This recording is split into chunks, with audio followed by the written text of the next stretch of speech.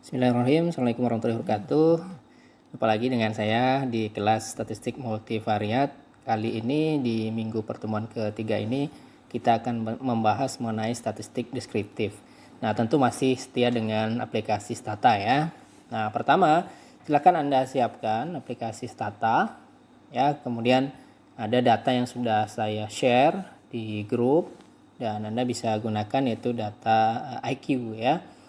Nah, sudah siap? Ya, silahkan dipersiapkan, Anda buka Stata. Jadi terlebih dahulu, apa itu statistik deskriptif? Itu biasanya digunakan oleh para peneliti, termasuk juga mahasiswa untuk menyusun tugas akhir, untuk melihat profil responden. Ya, kan nanti ada gender, ada usia, ada mungkin pendidikan dan sebagainya. Kita perlu juga. Dan terlebih juga nanti akan ada menu namanya cross tab ya, ada namanya tabulasi silang. Ya, ketika kita ingin mencari tahu IQ dari gender masing-masing ya, itu kita harus melakukan cross tab ya. Untuk lebih ringkasnya, mari kita lakukan praktek langsung. Bismillahirrahmanirrahim. Kita langsung saja ya. Tadi saya sudah instruksikan Anda untuk buka. Maka langsung saja Anda buka aplikasi Stata. Di sini ada menu bar ya. Tadi saya sudah sekilas memberikan gambaran analisis deskriptif ya. Jadi langsung saja, pertama Anda pastikan siapkan file dari data yang sudah saya share ke grup, yaitu data IQ ya. Itu kita bisa ke menu file ya, ke open ya, atau menggunakan shortcut yaitu Ctrl plus O ya, itu open, lebih cepat lagi ya.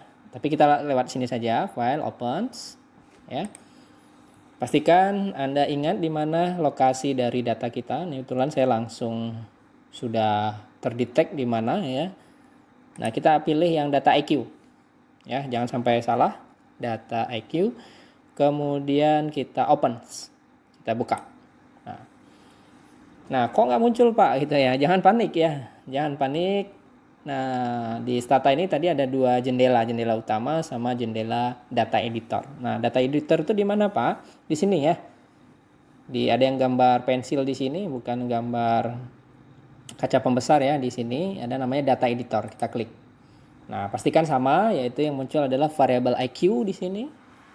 Ya. Kemudian ada variabel gender dan ada variabel range IQ yang sudah kita bahas di minggu lalu. Ini adalah hasil tingkatan ya. Kita kategorikan ya ke masing-masing data. Ya, ada yang tinggi, normal, superior, normal, dan sebagainya. Nah, pastikan sama. Nah, kali ini kita balik lagi ke menu utama. Kita ingin melihat berapa sih jumlah responden kita, berapa sih jumlah data dari gender. Yang laki-laki ada berapa orang, yang perempuan ada berapa orang. Kita ke menu statistik ya, menu summary, table, and test. Kemudian kita ambil tables ya, kemudian ambil one weights ya, boleh. Ya, kita ambil gender. Ya, sudah di sini. Ya. Oke, ini ada IQ, gender, range IQ. Kita ambil gender saja. Kita pengen tahu nih distribusi dari data gender kita. Kita klik OK. Ya, oke. Nah, kelihatan di sini. Nah, ini L laki-laki, ini P adalah perempuan. Nah, kebetulan frekuensinya jumlahnya sama nih, 64. Ini secara proporsi atau secara persentase itu 50-50. Ya, ada 50% laki-laki, ada 50% perempuan. Nah, sudah jelas total data dari responden kita ya, yaitu ada 128 orang. Oke. Nah, tadi pertanyaan yang perlu kita jawab bersama adalah dari 128 orang tadi ya, dari masing-masingnya 64 laki-laki, 64 perempuan. Kira-kira kalau saya tanya nih, yang laki-laki yang punya tingkatan IQ superior ada berapa orang? Nah, coba kira-kira siapa yang pinter bisa jawab ini? Langsung saya kasih HP ya. Detik ini juga jawabnya ya.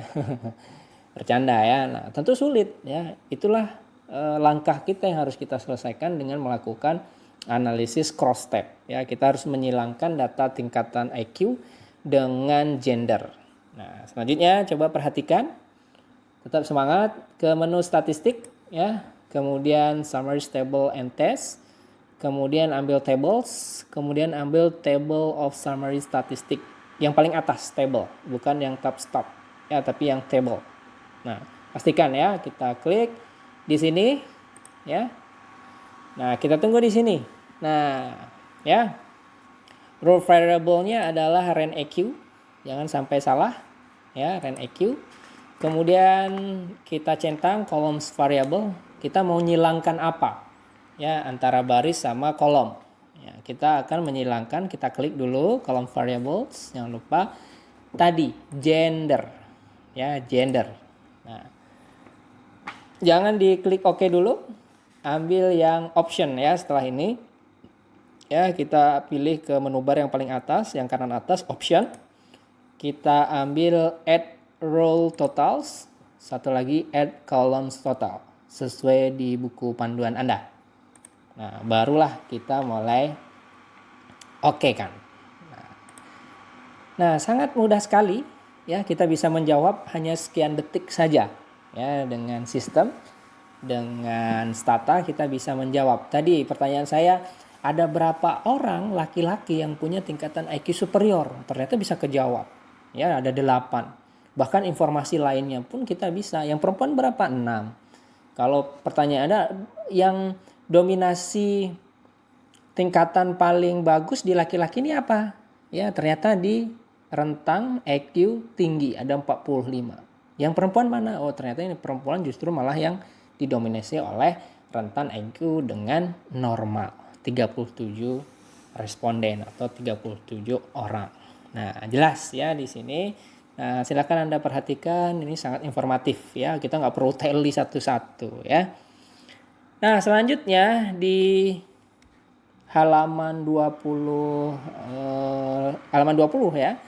Kita akan membuat namanya diagram histogram. Nah, kita ingin lihat visualisasi dari tabel ini. Ya, visualisasi dari data cross tab kita.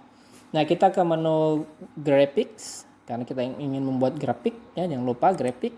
Kemudian ambil histogram.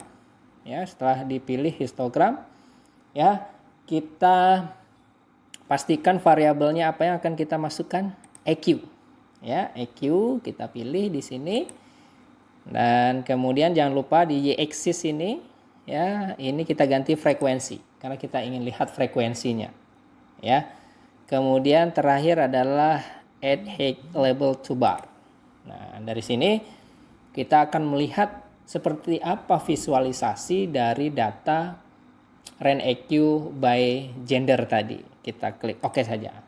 Nah, silahkan bersabar ya, karena sistem sedang menyiapkan visual dari histogram tadi. Nah, sudah nampak di sini ya. Jelas di sini ada frekuensinya, kemudian ada EQ-nya ya, rentan 100 sampai 130. Ini ada berapa orang ya. Jadi sudah kelihatan di sini ya, sangat sederhana sekali. Nah, silakan Anda buka halaman 21, ada di sana latihan pakai file model keputusan. Kita bisa lakukan itu. Nah, mudah-mudahan yang sedikit ini bisa membantu Anda untuk bisa latihan karena ini menarik ya. Silakan mulai latihan, sampai ketemu di diskusi live dengan room Google Meet ya. Mudah-mudahan bermanfaat. See you in the next pertemuan. Ya, assalamualaikum warahmatullahi wabarakatuh.